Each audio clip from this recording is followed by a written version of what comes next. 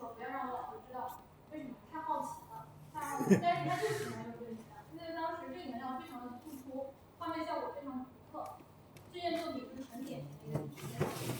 好，戴珍珠项链的女子，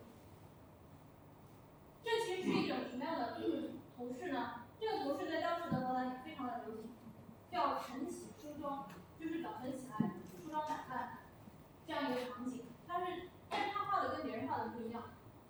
等会儿我们对比一下就知道了。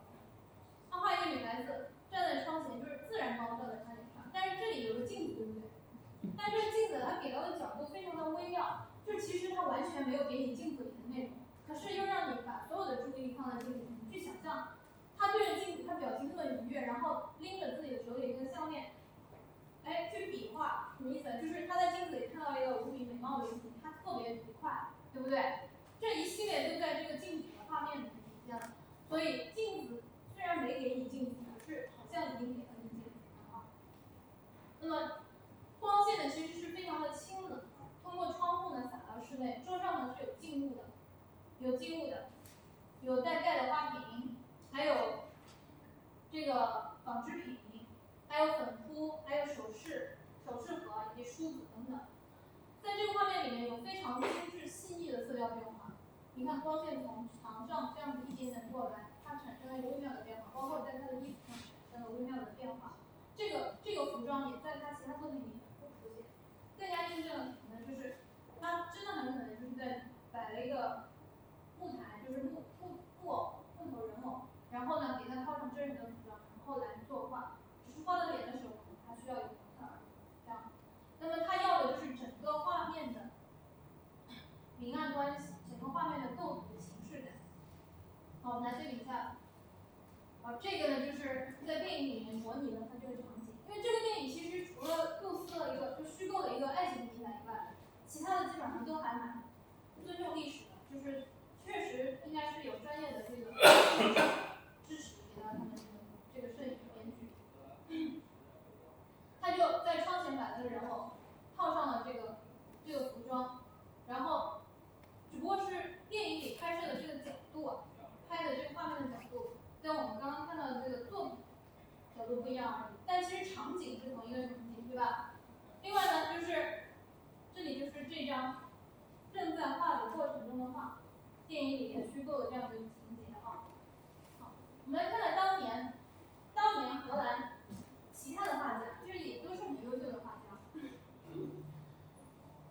像克伯赫这些人，以及就是弗朗茨·米里斯这些人，都是当时非常优秀的画家。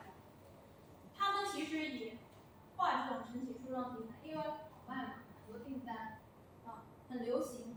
但是你看他们怎么画的，这个其实是有点意大利绘画的意思，对吧？哎，看过其他的作品就知道，镜子里面露出了半张脸，然后画一个人物的背影，然后衣服非常的华丽，还有其他人物在比较暗的地方出现。这种就是很典型，其实挺典型的巴洛克的风格。可是维米尔真的是巴洛克里面也有其他，非常特殊。好，这个呢就是这幅画呢一开始呢并不是被划分为珍珠画，但是后来呢就是根据它这种很纯粹的构图和形式感，还是被就是研究者分为珍珠画这个系列当中。一个年轻的女子呢，她站在桌子面前，她手上拿的是什么呢？她手上拿的是个铅笔。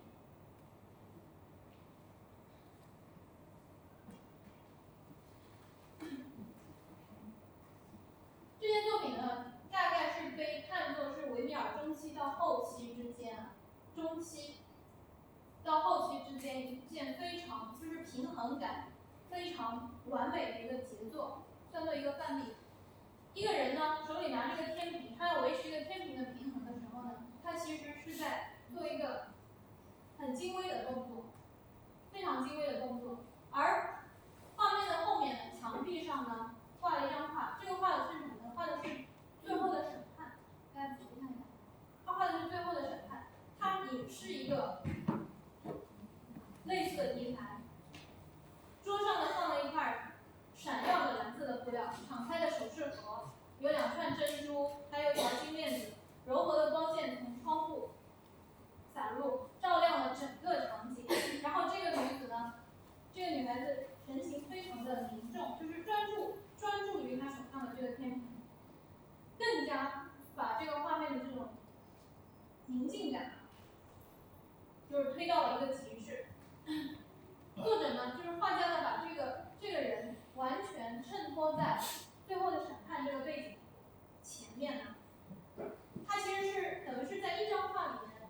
平行的用到了两个主题，这是一种很精妙的构思。也就是说，其实审判也是一种衡量嘛，天平更加是一种衡量，对不对？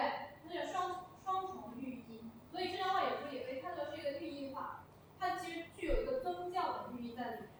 所以呢，研究者就会认为这个持天平的这个女子呢，这张画呢用寓言的方式来劝诫观众、劝诫世人